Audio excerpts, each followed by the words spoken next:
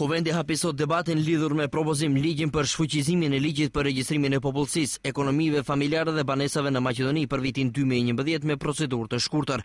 Deputetët e PDSH-s lëshuan punimet e kuvendit që kanë të bëjnë me shfuqizimin e ligjit për regjistrimin e popullsisë dhe kërkuan takim të liderëve për këtë qëllim.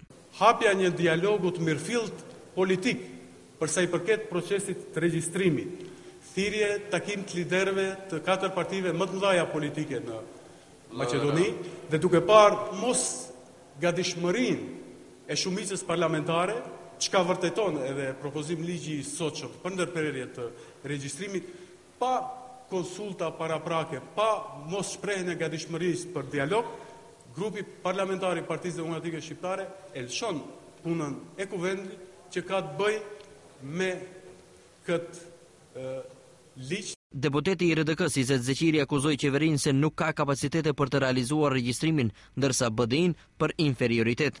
Është i vetmi shtet në botë Maqedonia që dështon ky proces i regjistrimit të popullsisë.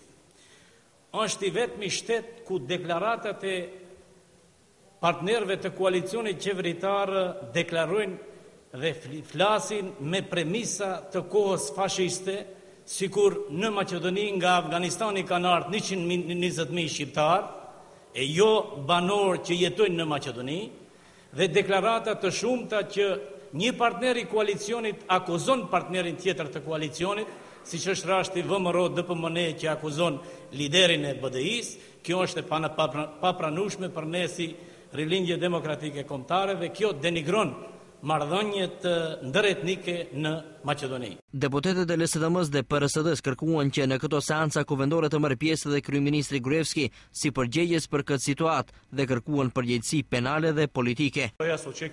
Unë pres gjatë ditës së nesër me kur të miratohet ky vendim ligjor, edhe prokurori edhe gjykatësi hetues të ngrenë procedurë për paraburgim për të gjithë ata përgjegjës në qeverinë e Gruevskit dhe Ahmetit, të cilët nuk ishin të aftë të realizojnë një operacion normal statistikor në përputhje me ligjin. Qytetarët duan të dinë me emra dhe me mbiemra persona që dëshiruan të falsifikojnë regjistrimin. Ata duan të dinë nëse është ndonjë funksionar i lartë i VMRO DPMN-s, partneri i koalicionit ose faktori ndërkombëtar. Propozimin e qeverisë për shfuqizimin e ligjit arsyetoi ministri i Drejtësisë Blerim Bexheti.